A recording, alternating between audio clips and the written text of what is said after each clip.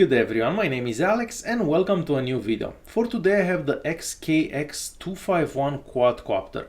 This is one of the smallest brushless quadcopters available. But let me start and show you the box and what comes with it, and then we'll get back to the quadcopter. So we get a rather large box. On the front we're gonna see a picture of it. We see 3D 6G mode and some specifications about it. On this side we're gonna see the transmitter, again a picture of this, and on this side the different versions that we can get. So you can get one that has a camera. The one that I have doesn't have a camera.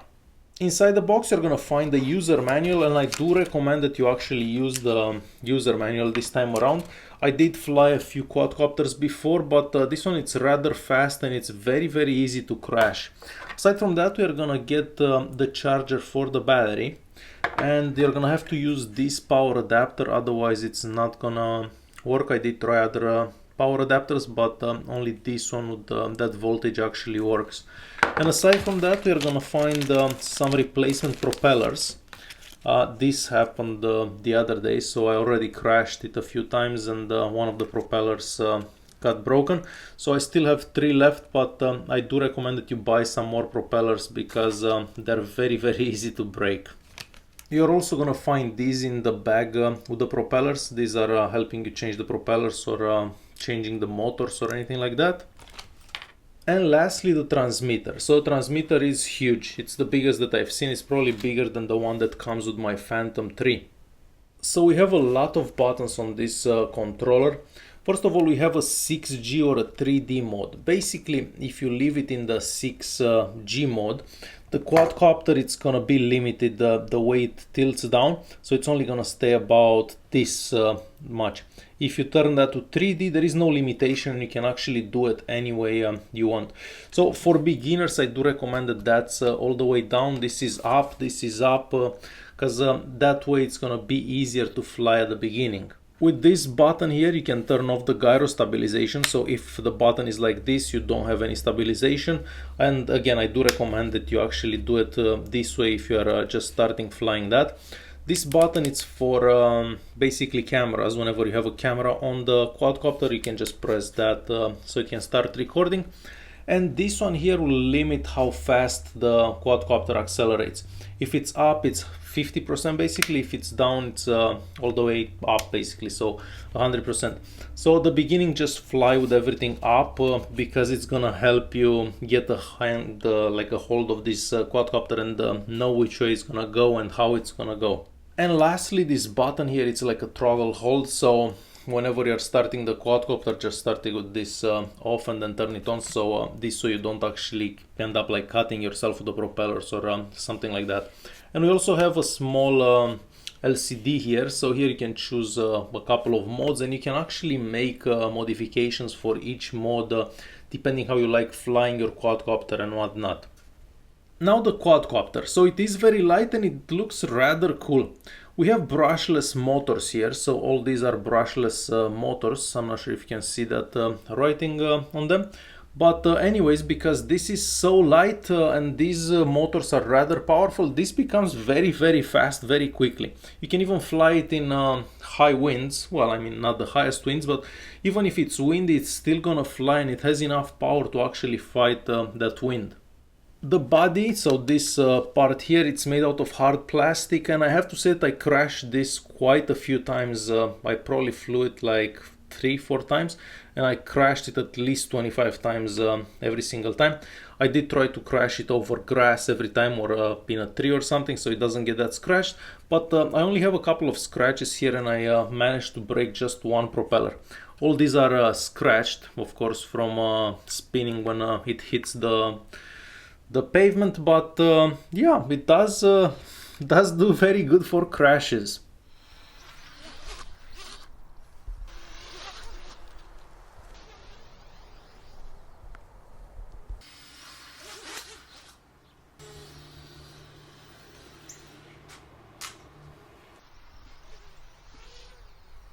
So the arms that connect the motors to the body are simulated carbon fiber. I don't actually think they're carbon fiber, they're probably plastic wrapped with some stickers. And at the bottom here we can connect the camera, because I said that you can connect an FPV camera, so that's where you'd plug that camera there. We have a 950 milliamp battery, and as I said before, you're gonna have to charge this with this charger. And I got about 10 minutes of flying on this. I did crash quite a few times, so it took time to actually go recover the quadcopter and so on. So I couldn't actually tell you exactly how many minutes, but I do believe that you're gonna get about 10-12 minutes of flight time on this little battery. What I found rather strange is the fact that we don't have an on-off button. So the way you actually turn this on, you basically turn on the controller. Let me get the controller here. So you turn this on, you plug this in, and you are set. So that simple, and it does connect the controller right away, like it takes literally a second. And now you can see that I'm just touching this slightly, but I'm low on battery. So whenever you're gonna go get low on battery, this is gonna start flashing red right here. Also, when you put this in like no gyro stabilization, this becomes red, and whenever this is red, you know that you're gonna start doing flips and so on. So I did fly this a bit. It is fun to fly, but it is very fast, and for my taste is just a bit too fast. So I'm gonna play a few clips that I filmed while I was flying. I was able to get it rather far away from me. I think there were like 150 meters and it was still going, and it was still connected to the controller. But it's very, very difficult to actually see it because it's so small and it's so far away, and you don't know which way it's going. And we don't have a button for like a return home or something on the controller either.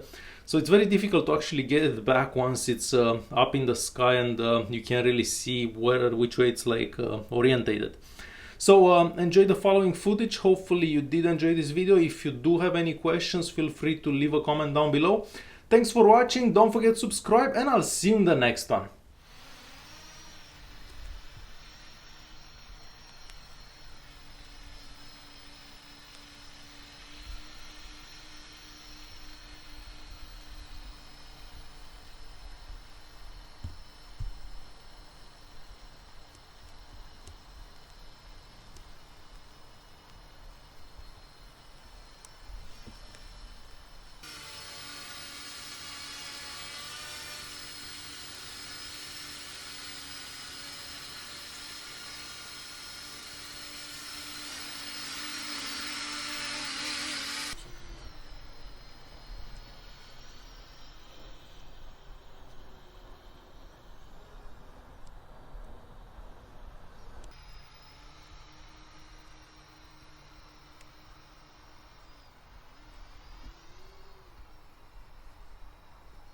Acum voi încerca.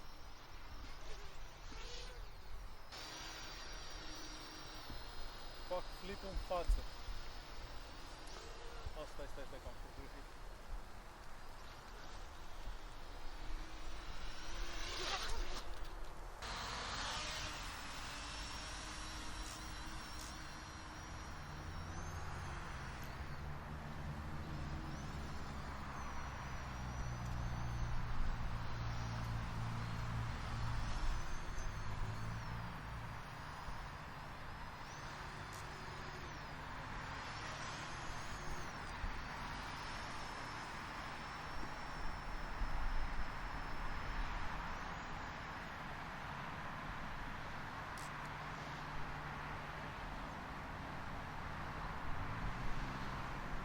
Shit, so fast.